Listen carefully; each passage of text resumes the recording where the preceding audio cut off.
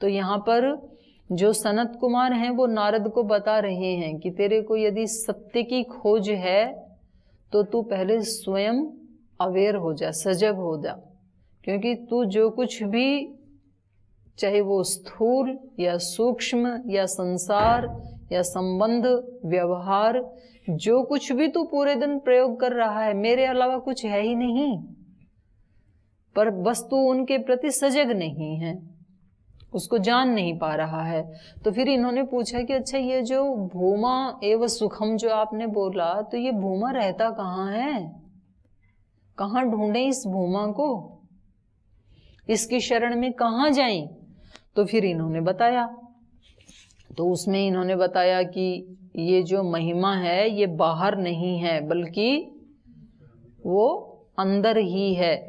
और फिर अंदर भी जाते हुए इन्होंने बताया कि देखो पहले आप इसके अपने पिंड में दर्शन करो और आपको पता लगेगा आपके पिंड में जो कुछ भी है, चाहे आशा है, स्मृति है, आकाश है, तेज है, जल है, बल है, ज्ञान विज्ञान है, ध्यान है, संकल्प है, मन है, वाणी है, ये सब किससे हैं?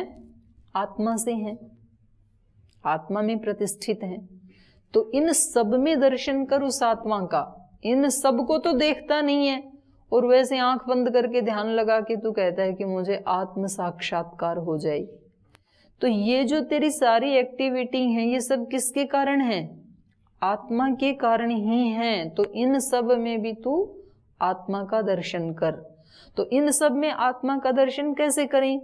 तो हम जो भी इस शरीर से क्रिया करते हैं उन क्रिया को करते समय हम थोड़ा सा अपने को अलग कर लें, बहुत ज्यादा उसमें तादाद में ना हो जाएं, तो फिर हमें आत्मदर्शन हो जाएगा। ये एक पद्धति है, क्योंकि आप वही होकर के किसी चीज को मैनेज नहीं कर सकते हैं। जहां जहां भी कोई व्यवस्थाएं चलती हैं तो वहां व्यवस्था अलग होती है, व्यवस्थापक अलग होता है। जैसे देश की एक व्यवस्था है तो देश का एक शासक भी है, तो उस शासक को देश से थोड़ा सा अलग होना पड़ता है, तभी तो वो व्यवस्था कर पाएगा। वो उसके साथ एक ही हो जाए तो फिर व्यवस्था नहीं चलेगी। किसी ऑफिस में कोई बॉस है और कुछ वहां पर काम करने वाले कर्मचारी हैं, एम्प्लॉइज हैं, तो ये बॉस थोड़ा सा डिस्टेंस रखता है एम्प्लॉइज से। यदि उनके साथ एक ही हो जाए तो वो कुछ भी बात नहीं सुनेंगे उसकी, तो व्यवस्था चलेगी नहीं। तो थोड़ा डिस्टेंस रखना होता है।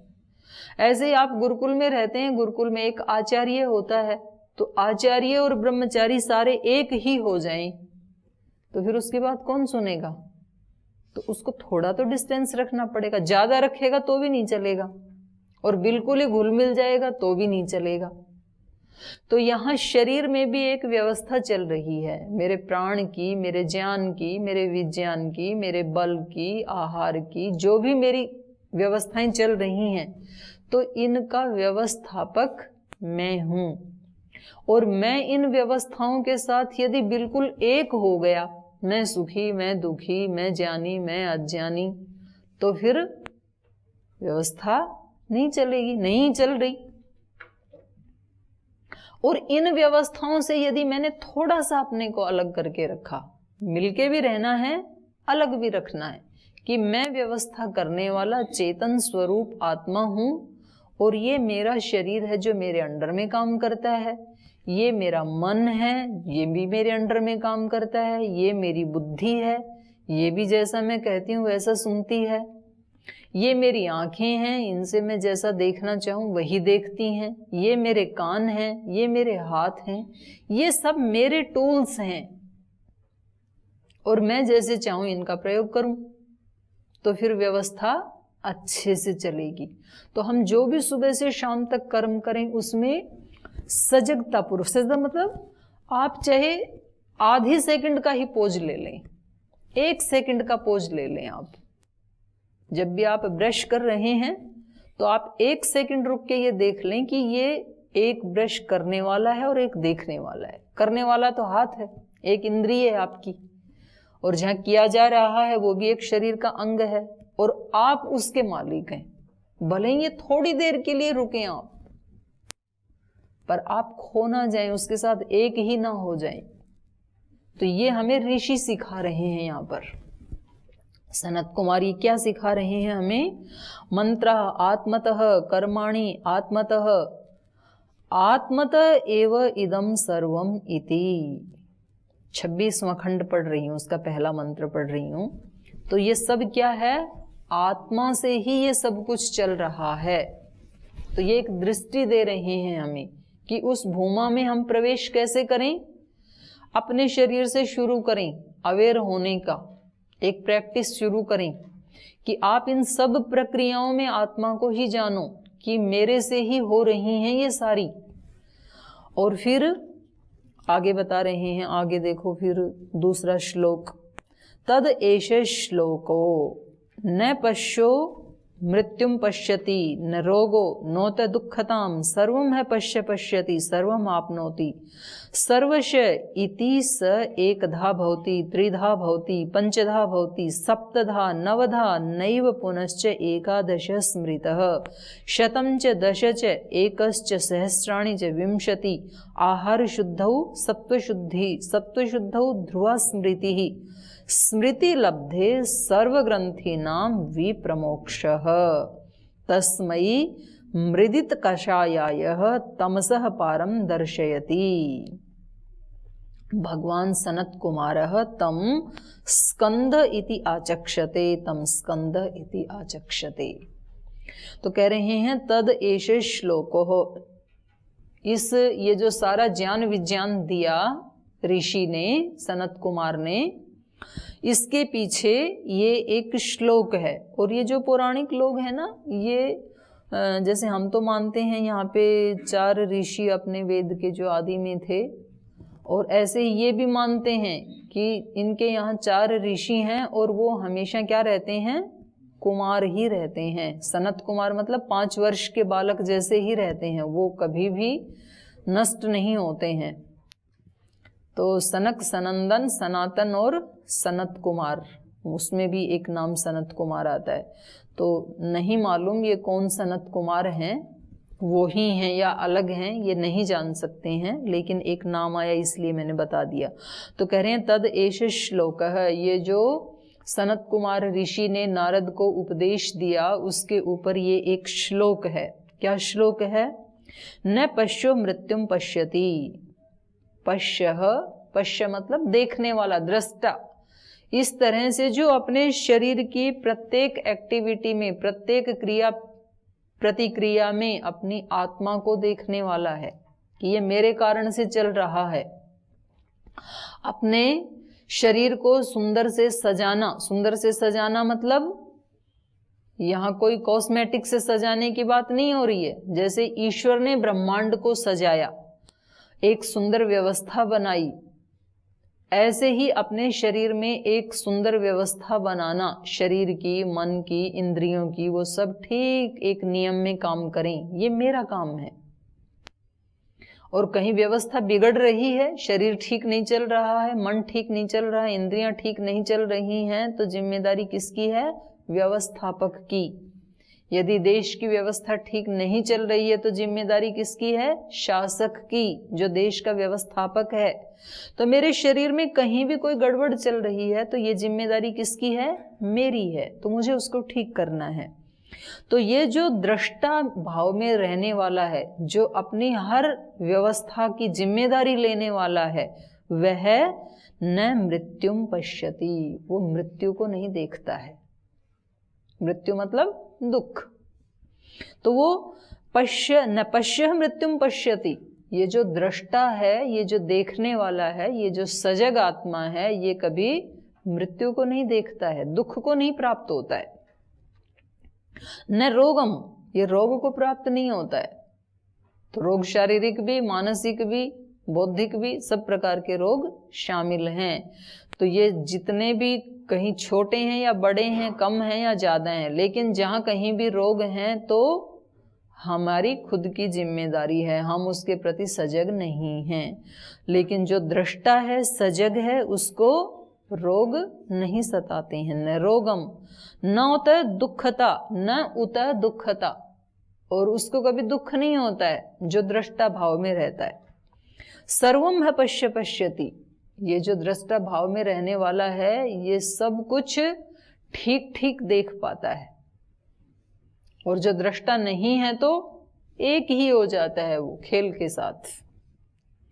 तो कह रहे हैं सर्वम है पश्य पश्यति सर्वम आपनोति सर्वश इति, और जो दृष्टा भाव में रहता है वो सब प्रकार से, सब तरफ से सब कुछ पा लेता है, तृप्त हो जाता है। सर्वम आपनोति सर्वश इति। आजकल लोग वीडियो बना रहे हैं कि आप जो सोचेंगे वो आप बन जाएंगे, आप जो चाहेंगे वो आप पाएंगे। ये बात हमारे ऋषि कह रहे हैं। सर्वम आपनोति सर्वश, ये जो दृष्टा भाव में, उसको चलाना आना तो चाहिए अपनी व्यवस्था को, वो सम्राट बने तो अपनी इस नगरी का, अपने इस साम्राज्य का, तो फिर वो सब कुछ पा सकता है इस मनुष्य योनि में, इस मनुष्य जीवन में। सर्वम आपनोति सर्वश इति स एकधा भवति, पहले उसका एक रूप होता है, और फिर स एकधा भवति त्रिधा भवति। एकधा माने पहले ब्रह्म अकेला ही था, ऐसे आया ना, और फिर उसने क्या किया, त्रिधा भवति, फिर तीन तत्वों को रचा। तो पहले एक ही होता है, फिर तीन को रचता है, तो तीन को रचता है मतलब प्रकृति भी अभिव्यक्त हो गई। फिर त्रिधा भवति पंचधा भवति, तो पंचधा का मतलब है फिर पांच भूत। सप्तधा भवति, सप्त ऋषि जो कहे जाते हैं, 7 प्रकार का ज्ञान। नवधा भक्ति, तो नवग्रह पूजा उनका भी कोई प्रतीक होगा, पता नहीं। तो नवधा भवति, पुनश्च एकादशः, और फिर 11 रूप वाला हो जाता है, तो इंद्रियों का विस्तार हो गया। पुनश्च एकादशः स्मृतः, ऐसे कहा गया है। तो कहने का अभिप्राय यहाँ ये है कि वो विस्तार को प्राप्त करता चला जाता है, जो दृष्टा भाव में रहने वाला, निर्लिप्त रहने वाला है। फिर आगे कहा शतम च दश च, वो फिर सैकड़ों हो जाता है। शतम माने 100 प्रकार की उसकी योग्यताएं हो जाती हैं। फिर शतम च दशश्च, वो 10 प्रकार का। दश च एकश्च माने 11। सहस्राणि च विंशति, हजार और विंशति ही 20। तो ये संख्या अभी समझ में नहीं आ रही है, किस दृष्टि से कह रहे हैं, इसके ऊपर अभी और चिंतन करने की आवश्यकता है।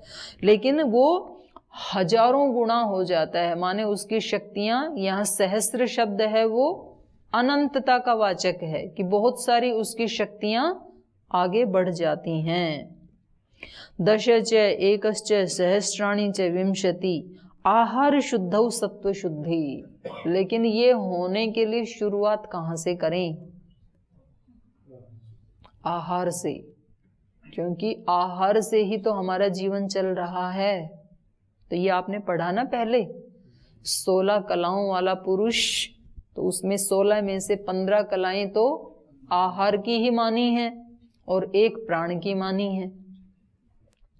तो हमें अपने जीवन का यदि परिष्कार करना है तो उसकी शुरुआत कहाँ से करें? आहार से। आज भी देश में कुछ संगठन चल रहे हैं तो वो आहार के प्रति अवेयर हैं। वो कहते हैं बाहर का मत खाओ, कि किसी दूसरे के हाथ का बना हुआ मत खाओ। बाहर का खाओगे तो पता नहीं वो शुद्धता से बनाएंगे कि नहीं बनाएंगे। दूसरों के हाथ का बनाया हुआ खाओगे तो पता नहीं वो किस भावना से बनाएंगे।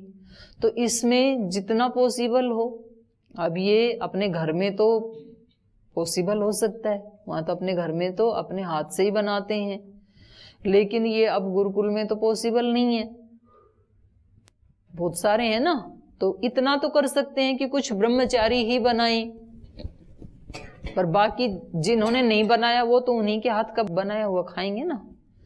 तो सर्वथा नहीं है, लेकिन जो भी बनाएं उनको ये ट्रेनिंग दी जानी चाहिए कि वो उसको साफ सफाई से बनाएं और वो उसको शुद्ध भावना से बनाएं। तो जिसकी भी ड्यूटी आएगी वो वैसा करेगा, क्योंकि आहार से ही हमारा क्या बनता है? आपने उपनिषद में पढ़ा, मन।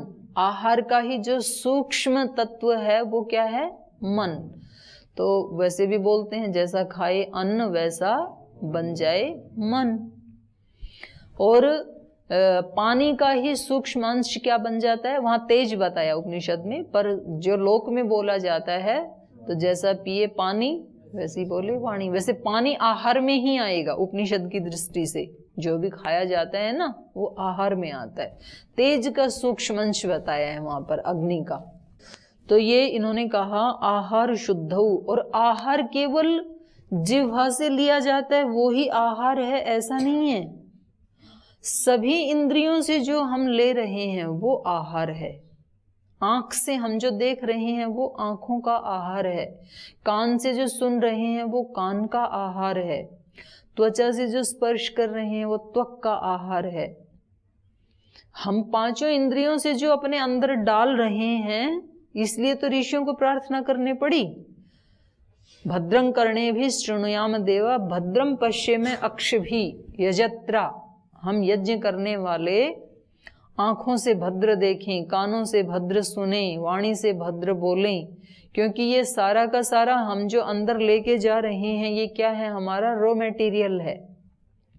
आप रॉ मटेरियल ला के अपनी किचन में रखते हैं तो उसी की तो फिर सब्जी रोटी बनेगी।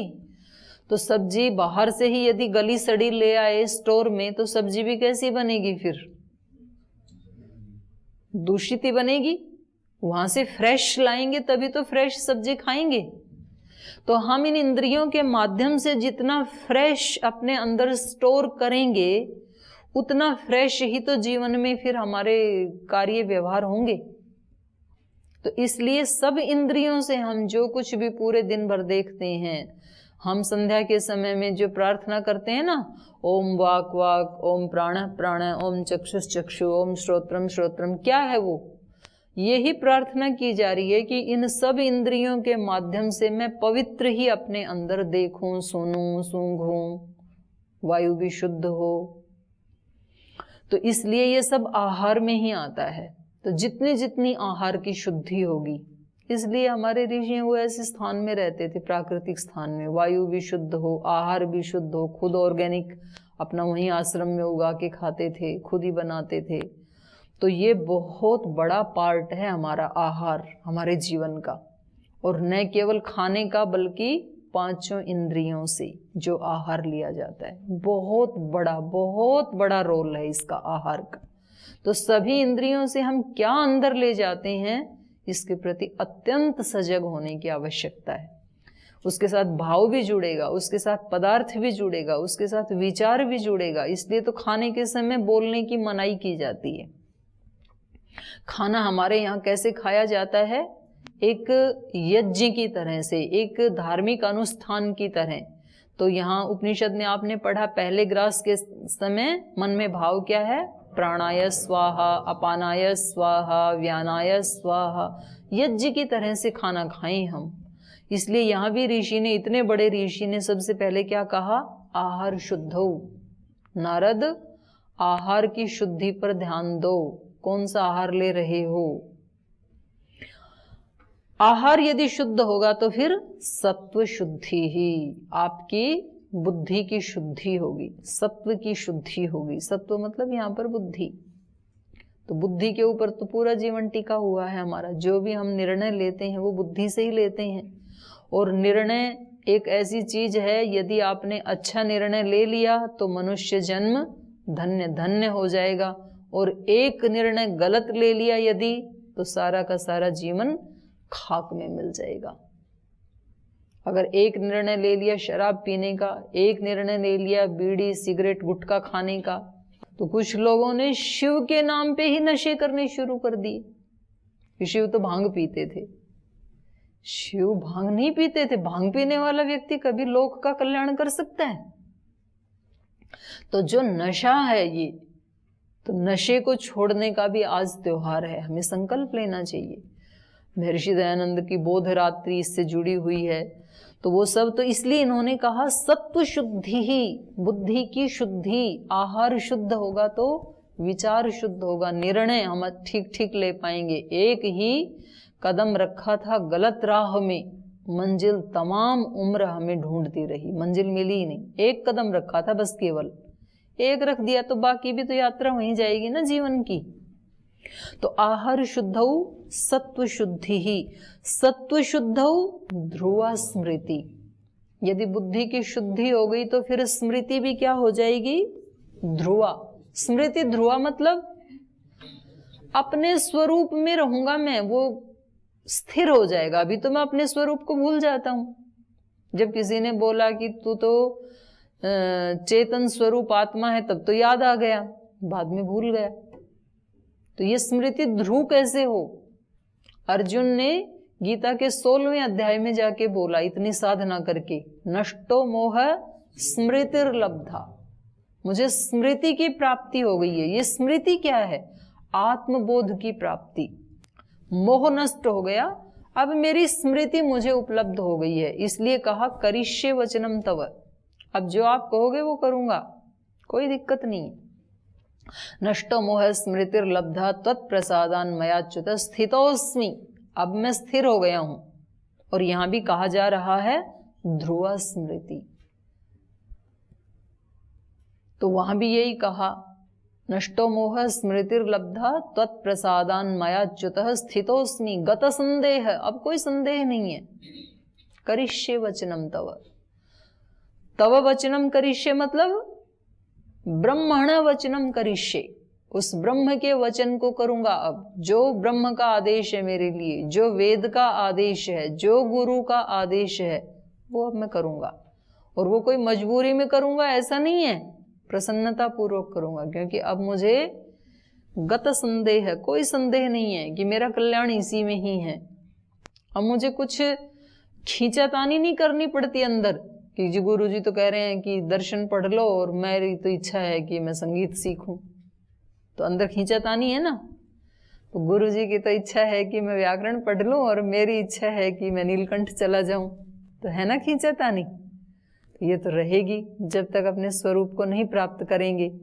तो इन्होंने कहा आहार शुद्धौ सत्व शुद्धि, सत्व शुद्धौ ध्रुवा स्मृति, फिर स्मृति ध्रुव हो जाती है, स्थिर हो जाती है।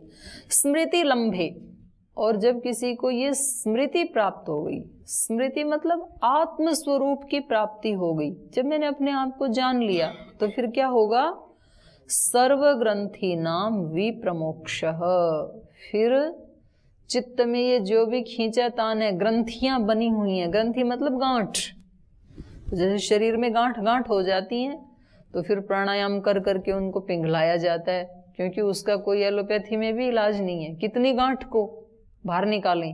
कभी कभी किसी एक रोग होता है ना, पूरे शरीर में गांठ हो गई, तो कोई इलाज नहीं, कितने ऑपरेशन करवाएं। तो योग ही उसका इलाज है। फिर तो योग करते हैं तो पिघल जाती हैं, डिसॉल्व हो जाती हैं। तो यहाँ मन में भी ऐसे गांठें बनी हुई हैं हमारे, किसी के प्रति नफरत की गांठ बनी है, किसी के प्रति बदला लेने की गांठ बनी है, किसी के प्रति हर्ट हो गया था उसकी गांठ बनी है, अनेक गांठें बना रखी हैं, जन्मों से बना रखी हैं, इस जन्म में भी कई बना रखी हैं। उन सारी ग्रंथियों का क्या हो जाएगा? विप्रमोक्ष, विशेष रूप से वो हट जाएंगी, उनसे मुक्त हो जाएंगे हम, सब गांठें हट जाएंगी। कब? जब अपनी स्मृति की प्राप्ति हो जाएगी, अपने स्वरूप की प्राप्ति हो जाएगी। इसलिए सारा पुरुषार्थ कहाँ करने की आवश्यकता है? अपने ऊपर। नहीं तो हम दूसरे पे पुरुषार्थ करते हैं कि जी ये समाज उधर जा रहा है, उसको कैसे रोकूं, उधर ये हो रहा है, गुरुकुल में ये हो रहा है, संस्थान में ये हो रहा है, उसको मैं कैसे रोकूं। आप अपने आप को इतना स्ट्रोंग बना लो तो फिर उस सब को रोक पाओगे आप। अपने आप को जीत लो, अपनी कोई भी इंद्रिय, अपना कोई विचार, अपना कोई भाव इधर उधर ना जाए, बस उसको संभाल लो, तो फिर आप सारे संसार को संभाल पाओगे। फिर आप सच्चे शिव बन जाओगे, पूर्ण योगी बन जाओगे, तो सारे संसार का कल्याण ही कर पाओगे फिर। तो इन्होंने कहा स्मृति लंबे सर्व ग्रंथि नाम विप्रमोक्षः तस्मै मृदित कसायाय। तो कह रहे हैं तस्मै, उस सनत कुमार ऋषि के लिए। और वो कैसे हैं? मृदित कषायाय। मृदित कहते हैं मिट्टी, या कसाय, कसाय कहते हैं मल हमारे जो भी हैं, और मृदित मतलब अज्ञान। मृदित कषायाय, जो अज्ञान का नाशक है। मृदित कषायाय तस्मै, उस अज्ञान का नाश करने वाले सनत कुमार के लिए, जो तमस पारम दर्शयति, जो तमस के उस पार, दर्शयति दिखा देता है। उन्होंने दिखा दिया ना नारद को, नारद को जो वो भ्रमित था उसको उसके पार दिखा दिया। लेकिन कौन गुरु ऐसा दिखा सकता है?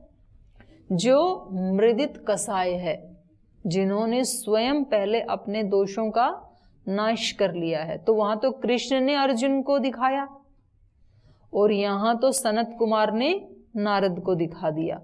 तो तमस पारम दर्शयति, ऐसा जो व्यक्ति हो जाता है जिसने अपने दोषों का नाश कर लिया, वो अंधकार के उस पार दिखा सकता है प्रकाश को, क्योंकि उसने खुद प्रकाश देखा है। लेकिन जिसने अपने दोषों का नाश नहीं किया तो फिर वो दूसरे को नहीं दिखा पाएगा। योग तो आज से पहले भी बहुत था ना, लेकिन वो एक जन जन तक कौन व्यक्ति दिखा पाया? जिसने उस विषय में अपने अज्ञान का नाश कर लिया, जिसने उसको बहुत अपने जीवन में प्रचंडता से साध लिया, एक दिन भी मिस नहीं किया योग को। तो इसलिए इनके बारे में कहा तस्मै मृदित कसायाय तमस पारम दर्शयति।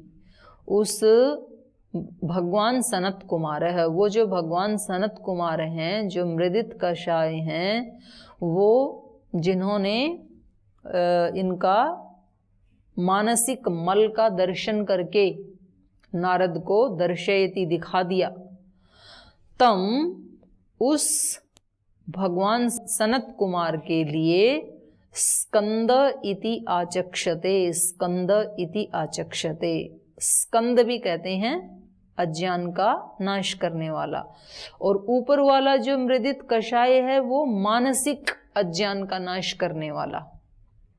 क्योंकि जो नारद हैं वो वैसे तो सब पढ़ के ही गए थे उनके पास, लेकिन उनका मानसिक मल अभी धुला नहीं था। मानसिक मल मतलब कोई उनमें कोई ऐसे खुरापात के विचार आते थे, ऐसे नहीं, पर वो जो स्थूल क्रियाएं हैं, स्थूल जीवन है, या ब्रह्मांड में जो हो रहा है, या अपने पिंड में जो हो रहा है, उसके प्रति वो जागरूक नहीं थे, उसके तरफ उनका ध्यान नहीं था।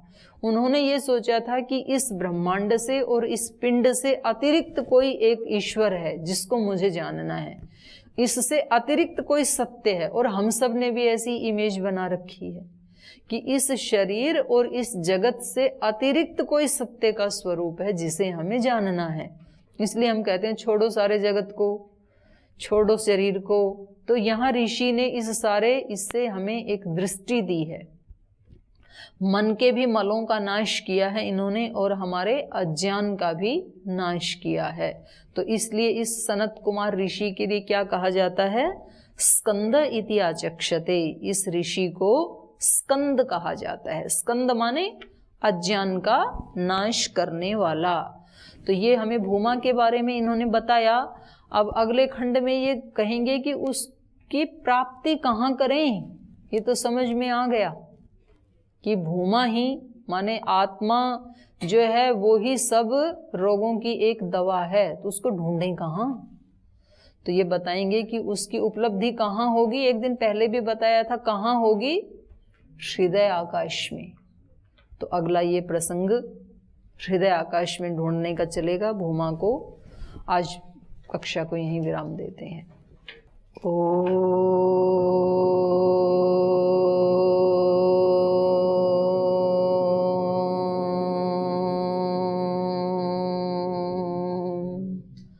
शांति शांति शांति। श्री गुरुभ्यो नमः।